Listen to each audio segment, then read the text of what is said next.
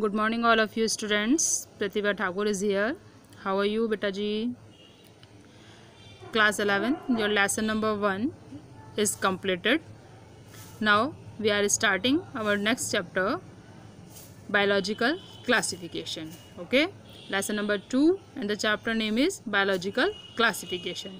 और आपको मैं बार बार बता रही हूँ, मैं आपको वो सिलेबस लेकर के चल रही हूँ जो अब हमारे एग्ज़ाम में आएगा। जो रिमूव हो चुका है उसे मैं अब नहीं पढ़ा रही हूँ। अगर किसी बच्चे को कोई प्रॉब्लम है, ये कंफर्म नहीं हो पा रहा है कि कितना पोर्शन रिमूव हुआ है, वो मुझे कॉल कर लेंगे बेटा, मैं आपको डेटा सेंड कर सकती हूँ अगर किसी को चाहिए तो। Okay, now start the topic today. Lesson number 2, biological classification. Biological classification है, इसी से रिलेटेड चीज़ हमने हमारे फर्स्ट चैप्टर में पढ़ी है, जैसे क्लासिफिकेशन, आइडेंटिफिकेशन, ये सब। Okay, introduction.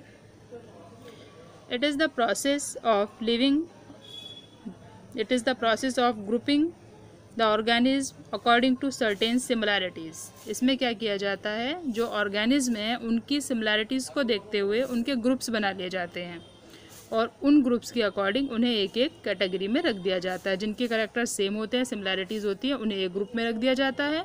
ऐसे ही कुछ दूसरे ऑर्गेनिज्म जिनकी सिमिलैरिटी होती है उन्हें दूसरे ग्रुप में रख दिया जाता है। लीनियस, कैरोलस लीनियस थे।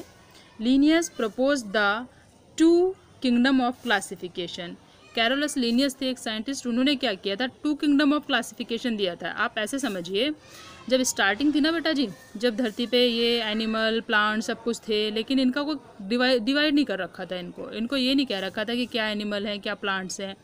तो कैरोलस लीनियस ने क्या किया कि ऐसी सारी चीज़ें जो प्लांट के जैसी थी, है ना, जैसे हम कहते हैं प्लांट्स के फीचर थे, वो मूवेबल नहीं थे, वो फोटोसिंथेसिस करते थे, है ना, तो सारे जो ये सब इस तरह के थे प्लांट, उन्हें सबको एक कैटेगरी में रख दिया, नाम दे दिया किंगडम प्लांटी। ऐसे सारे animals, fishes, elephant, human, other animals, lizard, reptiles, mammals, aves, है ना, उन सबको एक कैटेगरी में रख दिया, उसे उन्होंने कह दिया किंगडम एनिमेलिया। तो जो कैरोलस लीनियस हैं उन्होंने 2 किंगडम क्लासिफिकेशन दिया, एक में उन्होंने सारे एनिमल्स को रख दिया और दूसरे में उन्होंने सभी प्लांट्स को रख दिया। तो इस तरह से उन्होंने बनाए 2 kingdoms. Okay, he classified organism into animal kingdom as Animalia. ठीक है, जो एनिमल्स थे उन्होंने उनको किंगडम एनिमेलिया में रखा, and plant kingdom as Plantae, और जो प्लांट्स थे उन्हें किंगडम प्लांटी में रखा। There were certain limitations associated with 2 kingdom classification, such as it does not differentiate between eukaryotic and prokaryotic। बात ये समझिए, उन्होंने क्लासिफिकेशन तो कर दिया, एनिमल और प्लांट किंगडम में डिवाइड भी कर दिया, लेकिन उन्होंने क्या किया, उनके अंदर डिफरेंसेस नहीं बताया कि किस बेस पे वो डिवाइड कर रहे हैं। ना तो उन्होंने ये बताया कि कौन से यूकैरियोटिक हैं, कौन से प्रोकैरियोटिक हैं, है ना, तो यूकैरियोटिक सेल कैसी होती है, प्रोकैरियोटिक कैसी होती है, किस वजह से उन्हें डिफरेंशिएट किया गया, वो उन्होंने कोई रीज़न नहीं बताया। Okay, unicellular and multicellular organism, ना उन्होंने ये बताया कि कौन सा यूनिसेल्युलर है, कौन सा मल्टीसेल्युलर है, यानी कि ना उन्होंने सेल डिवीज़न को बेस बनाया कि यूनिसेल्युलर बेस पे डिवाइड किया, या फिर उन्होंने उनके यूकैरियोटिक प्रोकैरियोटिक फीचर पे डिवाइड किया, ऐसा कुछ नहीं किया। बस जी ये एनिमल है, ये प्लांट है, ऐसा करके 2 किंगडम उन्होंने बना दिए। And photosynthesis and non photosynthesis, ना उन्होंने ये बताया कि कौन से फोटोसिंथेटिक है, कौन से नॉन फोटोसिंथेटिक है ना। कुछ ऑर्गेनिज्म भी ऐसे होते हैं जो फोटोसिंथेसिस करते हैं। तो इस समस्या को सुलझाने के लिए, इस प्रॉब्लम को सॉल्व करने के लिए हमारे विटेकर साहब आए, R.H. विटेकर। उन्होंने क्या किया, उन्होंने कहा कि जी लीनियस साहब, आपने तो 2 किंगडम क्लासिफिकेशन दे दिया और आपने ये नहीं बताया है कि किस बेस पे आपने ये डिवीज़न किया है। बस आपने सारे प्लांट्स जैसी दिखने वाली चीज़ों को एक जगह कर दिया, किंगडम प्लांटी बना दिया, और सारे एनिमल्स जैसी दिखने वाली चीज़ों को एक जगह कर दिया, किंगडम प्लांटी बना दिया। ये नहीं बताया उनमें सेल कैसी है, उनमें सेल का टाइप कैसा है, वो फोटोसिंथेटिक है या नहीं है, ये नहीं बताया। तो जो विटेकर थे वो बड़े होशियार आदमी थे, उन्होंने क्या किया उन्होंने अब 5 किंगडम क्लासिफिकेशन लेके आए, और इन चीज़ों को बेस मानते हुए, जो लीनियस ने नहीं दी थी उनको बेस मानते हुए उन्होंने क्लासिफिकेशन दिया और 5 किंगडम क्लासिफिकेशन लेकर के आए। उसके बारे में देखिए, R.H. Whitaker proposed the 5 kingdom of classification. The 5 kingdom are Monera, Protista, Fungi, Plantae and Animalia. ये कौन कौन से थे? Monera था, Protista, Fungi, Plantae and Animalia. Okay. The classification is based on thallus, organization, cell structure and mode of nutrition. ये किस चीज़ पे based थे कि उनका थैलस कैसा है, उनका ऑर्गेनाइजेशन कैसा है, यानी कैसी सेल है, मल्टी सेल्यूलर है या यूनिसेल्यूलर है, इस सब के बेस पे उन्होंने क्लासिफिकेशन किया. Photosynthetic, phylogenic relationship and reproduction बताया उन्होंने कि रिप्रोडक्शन कैसा है उनमें, है ना, आपस में वो सेल का उनमें स्ट्रक्चर कैसा है, वो सब बेसिस उन्होंने माने और एक किंगडम उन्होंने जो है 5 किंगडम दे दिए. Okay. First Monera, kingdom Monera की बात करते हैं. याद रखना है किसने दिया 5 किंगडम? विटेकर ने. Monera. The most important member of Monera are bacteria. कौन है सबसे ज़्यादा इंपॉर्टेंट मेंबर इनके? Bacteria. All organism present in this group kingdom, हम जिस ग्रुप की बात कर रहे हैं वो किंगडम यानी कि किंगडम मोनेरा में जो ज़्यादातर प्रेजेंट है वो क्या है? सारे प्रोकैरियोटिक हैं. ठीक है, प्रोकैरियोटिक सेल जो होती है वो इनमें पाई जाती है, इसलिए हमने इनको कहा है प्रोकैरियोटिक. ओके. ये लिनियस ने नहीं बताया था, ये बताया विटेकर ने, है ना. It include bacteria as well as blue green algae. ठीक है, इसमें बैक्टीरिया भी होते हैं और साथ साथ ब्लू ग्रीन एल्गी भी इसी में प्रेजेंट होते हैं. किसमें? किंगडम मोनेरा में. Present in extreme habitats such as hot spring, desert, snow as well as deep ocean. आपके ये सूखे रेगिस्तान में भी मिलेंगे, जहाँ बर्फ़ पड़ती है वहाँ भी मिलेंगे, स्प्रिंग सीजन में भी मिलेंगे, गहरे समुद्र में भी मिलेंगे, है ना. ये इनके हैबिटेट्स है डिफरेंट डिफरेंट टाइप का. They act as parasitic also. They do not have true nucleus. Parasitic also कैसे होते हैं? पैरासिटिक भी होते हैं. पैरासिटिक मतलब दूसरे ऑर्गेनिज्म से अपना खाना लेने वाले, या तो वो उसकी बॉडी पर रहेंगे या उसका खून चूसेंगे. ठीक है, तो वो पैरासिटिक होते हैं. और इनके अंदर क्या होता है? कोई न्यूक्लियस नहीं होता है, क्योंकि जो सेल है वो प्रोकैरियोटिक है. अगर यूकैरियोटिक होती तो उनके अंदर न्यूक्लियस होता है, क्योंकि आपने 9th में पढ़ा है, 10th में पढ़ा है कि जो प्रोकैरियोटिक सेल होती है उसके अंदर ट्रू न्यूक्लियस नहीं होता है, जो कि यूकैरियोटिक होती है उसमें न्यूक्लियस होता है. तो इसलिए इनमें न्यूक्लियस नहीं है. क्यों? क्योंकि इनके पास प्रोकैरियोटिक सेल है, ना कि eukaryotic. Can be autotrophs, heterotrophs और parasite, have cell wall. Respiration can be aerobic as well as anaerobic. इनके पास क्या होता है? हेटेरोट्रॉपस होते हैं ये. हेटेरोट्रॉपस मतलब खाना दूसरों से लेंगे अपना. जो ऑटोट्रॉप्स होते हैं वो तो खुद बनाते हैं, लेकिन हेटेरोट्रॉप्स क्या है? खाना दूसरों से लेते हैं. ठीक है. रेस्पिरेशन होता है इसमें कौन सा? एरोबिक भी और एनारोबिक भी, कुछ भी हो सकता है रेस्पिरेशन. आपको पता है aerobic respiration it occur in the presence of oxygen, and anaerobic it occur in the absence of oxygen. Oxygen के बिना हो सकता है. Movement through flagella, exchange of gases occur by different diffusion divided into archaeobacteria and eubacteria. देखिए इसमें क्या है? Flagella होते हैं इनके पास, और गैसेस एक्सचेंज के लिए क्या होता है? डिफ्यूज़न. डिफ्यूज़न मतलब अपनी ये स्किन से भी गैसेस को एक्सचेंज कर सकते हैं. और दो तरह में इन्हें 2 जगह डिवाइड किया गया है, आर्चियोबैक्टीरिया एंड यूबैक्टीरिया.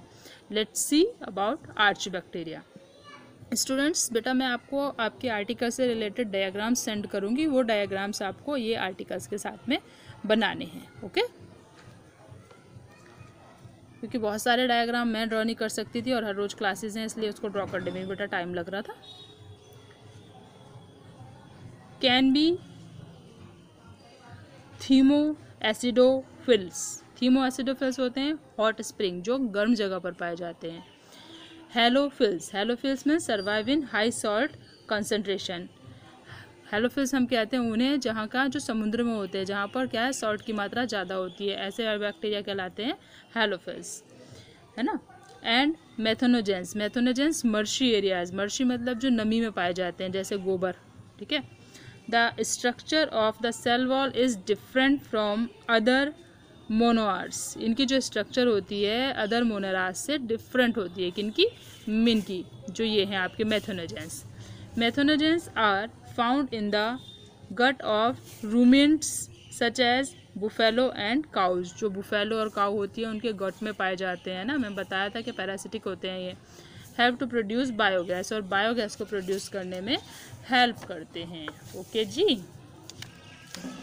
आप I will send the diagram of archaebacterias. Okay, you must be draw the diagram with this article. Okay, and eubacteria also. Okay, second eubacteria. दो ही ग्रुप हैं इसके, archaebacteria and eubacteria. किसके? Kingdom monera के. Referred as true bacteria. इसको true bacteria भी कहते हैं. Motile flagellum present.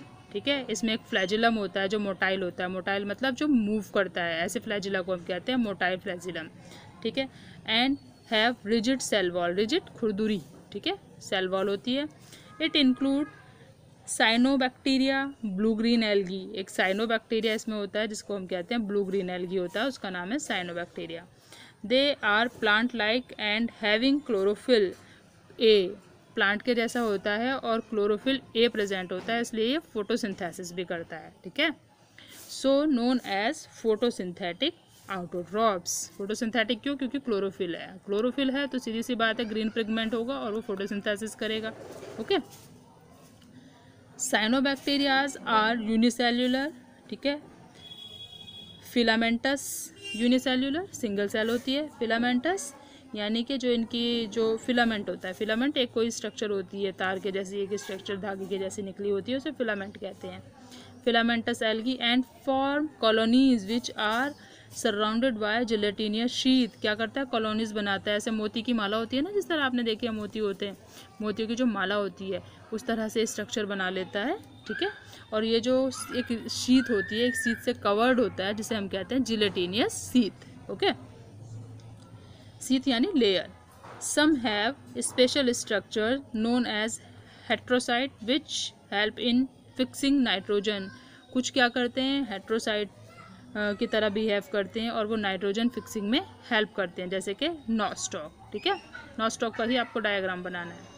Some bacteria can oxidize certain inorganic substances such as nitrates, nitrites, nitrate known as chemosynthetic autotrophs. देखिए, photosynthetic आउटोट्रॉप्स वो थे जो क्या कर रहे थे? फोटोसिंथेसिस कर रहे थे. लेकिन ये क्या कर रहे हैं? ये वाले बैक्टीरिया ये कर रहे हैं क्या? इनको कह रहे हैं हम कीमोसिंथेटिक. किस लिए कह रहे हैं? क्योंकि ये ऑक्सीडेशन कर रहे हैं. किसका? नाइट्रेट्स का, नाइट्राइट्स का, इनका ऑक्सीडेशन कर रहे हैं. जनरली ये बैक्टीरिया कहलाते हैं कीमोसिंथेटिक, क्योंकि यहाँ पर केमिकल प्रोसेस हो रही है. दे released energy for the production of ATP. क्या करते हैं? एटीपी का प्रोडक्शन करते हैं. ओके, एटीपी प्रोड्यूस करते हैं. प्रोड्यूस एसेक्सुअली, एसेक्सुअल रिप्रोडक्शन होता है. Through spores under unfavourable conditions. ठीक है, जब इनकी फेरेबल कंडीशंस नहीं होती हैं तब क्या करते हैं? ये क्या स्पोर्स से प्रोड्यूस होते हैं. ठीक है, न्यू जनरेशन इनकी स्पोर्स से आती है. Do not have cell wall. Cell wall नहीं होती इनके पास.